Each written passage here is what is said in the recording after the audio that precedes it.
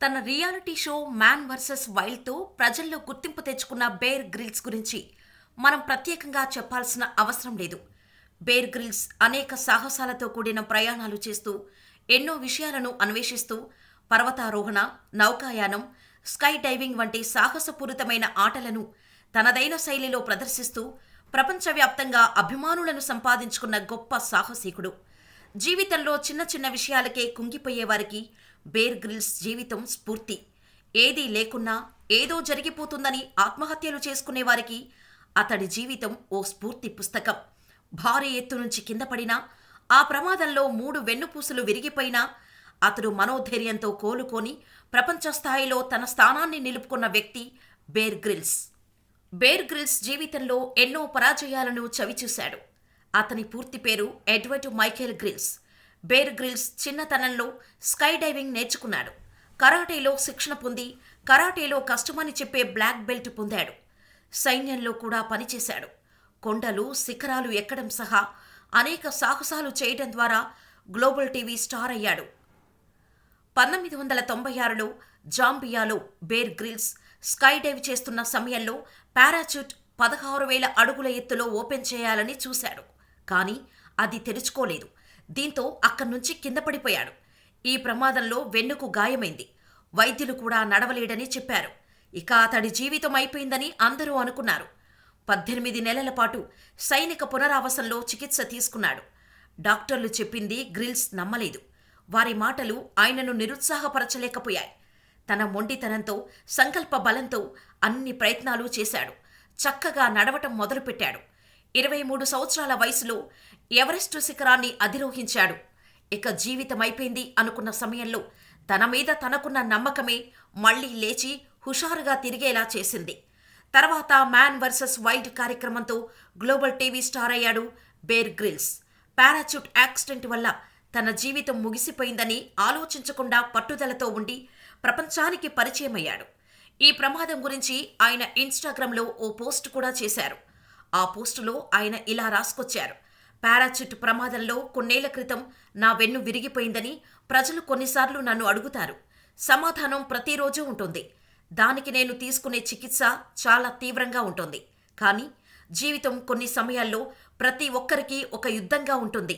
చాలా మంది వ్యక్తులు వారితో పాటు సాహస కృత్యాలను కలిగి ఉంటారు. నేను ఇప్పటికీ ఉత్తమంగా జీవించగలిగే అవకాశం కోసం కృతజ్ఞతతో ఉండాలని ఎంచుకున్నాను. అంతేకాకుండా శరీరాన్ని, మనసును దృఢంగా ఉంచుకోవటానికి ప్రతిరోజు ఐస్ ట్రీట్మెంట్ తీసుకుంటున్నాను అని ఇన్స్టాగ్రామ్లో చెప్పుకొచ్చారు. గ్రిల్స్ ప్రారంభ జీవితంలో బ్రిటిష్ స్పెషల్ ఫోర్సెస్లో పనిచేశాడు. తర్వాత తనకు చిన్నతనం నుంచి ఉన్న అభిరుచిని బట్టి సాహస యాత్రల వైపు వచ్చారు. బేర్ గ్రిల్స్ తండ్రి కూడా గిల్స్కి సపోర్టుగా నిలవటంతో గ్రిల్స్ తన జీవితంలో ముందుకు దూసుకుపోయాడు. అతని ప్రధాన television show man versus wild. ఈ ప్రోగ్రాంతో గ్రిల్ ప్రపంచ స్థాయిలో అభిమానులను సంపాదించుకున్నారని చెప్పవచ్చు. ఈ షోలో అడవి ప్రదేశాలలో ఎలా జీవించాలో, అడవిలో మనుగడ కోసం ఎలా పోరాడాలో అనే అంశాలను చూపించేవాడు. అంతేకాదు, ఈ షోలో చాలా మంది విజయవంతమైన ప్రముఖులను కూడా తీసుకువచ్చాడు. ప్రధాని మోడీ, రజనీకాంత్, అక్షయ్ కుమార్, రణవీర్ సింగ్ లాంటి వాళ్లు కూడా అందులో పాల్గొన్నారు. ఈ షోలో బేర్ గ్రిల్స్ హోస్టుగా కనిపిస్తుంటాడు.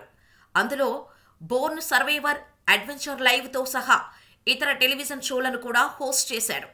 బేర్ గ్రిల్స్ మోడీతో కలిసి ఉత్తరాఖండ్లోని జిమ్ కార్బెట్ నేషనల్ పార్కులో చేసిన సాహస యాత్ర గురించి గ్రిల్స్ ట్విట్టర్లో పంచుకున్నారు. భారత ప్రధాని మోడీతో వర్షంలో అడవిలో ప్రయాణం ఓ సాహస జ్ఞాపకం. నాటి సాహస యాత్రలో హిమాలయాల్లోకి ఆధ్యాత్మిక మేల్కొల్పు కోసం తాను సాగించిన ట్రిప్పుల గురించి కూడా ప్రధాని మోడీ మాట్లాడారు. కుండపోత వర్షం కురుస్తుండగా పెద్ద పెద్ద రాళ్ల మధ్య సాగిన తమ ప్రయాణంలోనూ మోడీ చాలా ప్రశాంతంగా ఉన్నారు అని బేర్ గ్రిల్స్ నాటి సాహసయాత్ర ప్రయాణాన్ని గుర్తు చేసుకున్నారు. ఈ కార్యక్రమం అంతా హిందీ భాషలోనే కొనసాగింది. హిందీ భాషలో ప్రధాని మోడీ తన అభిప్రాయాలను పంచుకున్నాడు. అయితే హిందీ రాని బేర్ గ్రిల్స్ ప్రధాని మాట్లాడే అంశాలను అర్థం చేసుకున్నారు. ఇది ఎలా సాధ్యమైందని వీక్షకులు అనుమానాలు వ్యక్తం చేశారు. దీంతో మోడీ స్వయంగా తానే ఆ సీక్రెట్ను బయటపెట్టారు. సాంకేతికత సహాయంతోనే ఇద్దరం మాట్లాడుకోవటం సాధ్యమైందని చెప్పారు. ప్రస్తుత టెక్నాలజీ సహాయంతోనే ఇద్దరి మధ్య సంభాషణలు కొనసాగాయని చెప్పారు. జిమ్ కార్బెట్ నేషనల్ పార్కులో కార్యక్రమం కొనసాగుతున్నప్పుడు బేర్ గ్రిల్స్ తన చెవికి కార్డ్లెస్ పరికరాన్ని పెట్టుకున్నారని, తాను హిందీలో మాట్లాడిన మాటలు ఇంగ్లీష్లోకి ట్రాన్స్లేషన్ అయ్యాయని, దీంతో బేర్ గ్రిల్స్ అర్థం చేసుకున్నారని చెప్పారు. దీంతో భాషకు సంబంధించి ఎలాంటి అంతరాయం లేకుండా కార్యక్రమం కొనసాగిందని, ఇదే దీని వెనుక ఉన్న రహస్యమని చెప్పారు. బేర్ గ్రిల్స్ వ్యక్తిగత జీవితం కూడా ఆసక్తికరంగా ఉంటుంది. అతని అసలు పేరు ఎడ్వర్డ్ మైఖేల్ గ్రిల్స్. అతను జూన్ 7, 1974న జన్మించాడు. ఉత్తర ఐర్లాండ్లోని డోనాఘడి అనే ప్రాంతంలో జన్మించాడు. 4 సంవత్సరాల వయసు వరకు బేర్ ఫ్యామిలీ ఉంది. తర్వాత ఇంగ్లాండ్లోని ఐల్ ఆఫ్ వైట్లోని బెంబ్రిడ్జ్ గ్రామంలో బేర్ ఫ్యామిలీ స్థిరపడింది. Eton House, Ludgrove school, Eton కాలేజీలో తన స్కూలింగ్ పూర్తి చేశాడు. అతను 2001లో లండన్ విశ్వవిద్యాలయంలోని బిర్బెక్ నుంచి స్పానిష్, లాటిన్ అమెరికన్ స్టడీస్లో ఉత్తీర్ణత పొందాడు. చిన్న వయసులోనే తండ్రితో కలిసి ఓడ ఎక్కటం నేర్చుకున్నాడు. ఎంతో ఇష్టంతో స్కై డైవ్ నేర్చుకున్నాడు. అంతేకాదు, కరాటీలో బ్లాక్ బెల్ట్ సాధించాడు. గ్రిల్స్కు లారా ఫాసెట్ అనే సిస్టర్ ఉంది. ఈమె గ్రిల్స్కు బేర్ అనే మారుపేరు పెట్టింది. ఈ పేరుతోనే గ్రిల్స్ ప్రపంచానికి పరిచయమయ్యాడు. బేర్ గ్రిల్స్ పెళ్లి విషయానికి వస్తే శరణ్ గ్రిల్స్ అనే ఆమెను వివాహం చేసుకున్నారు. వారికి ఏంజెలా, జెస్సీ అనే 2 పిల్లలు ఉన్నారు. బేర్ గ్రిల్స్ జీవితాన్ని వివాదాలు కూడా విడిచిపెట్టలేదు. 2007లో మ్యాన్ వర్సెస్ వైల్డ్ ప్రోగ్రామ్ కన్సల్టెంట్స్లో ఒకరు బేర్ గ్రిల్స్పై కొన్ని ఆరోపణలు చేశారు. బేర్ ఈ ప్రోగ్రాంలో రాత్రులు అడవికి బదులుగా హోటల్లో గడిపారని, అన్ని సన్నివేశాలు సెట్ చేశారని చెప్పడంతో బేర్ గ్రిల్స్ వివాదంలో చిక్కుకున్నారు. దీనికోసం బేర్ గ్రిల్స్ తర్వాత క్షమాపణలు చెప్పవలసి వచ్చింది. 2012లో డిస్కవరీ ఛానల్తో వచ్చిన ఒప్పంద వివాదాల కారణంగా ఛానల్ బేర్ గ్రిల్స్తో అన్ని షూటింగ్స్ ఆపేసింది. అయితే బేర్ మళ్లీ వారితో కలిసి పనిచేశారు. 2015లో ప్రాక్టీస్ మిషన్ కోసం నార్త్ వేల్స్ తీరంలో ఉన్న సెయింట్ తుడ్వాల్స్ ద్వీపంలో ఉన్న పెద్ద కుమారుడు జెస్సీని విడిచిపెట్టాడు.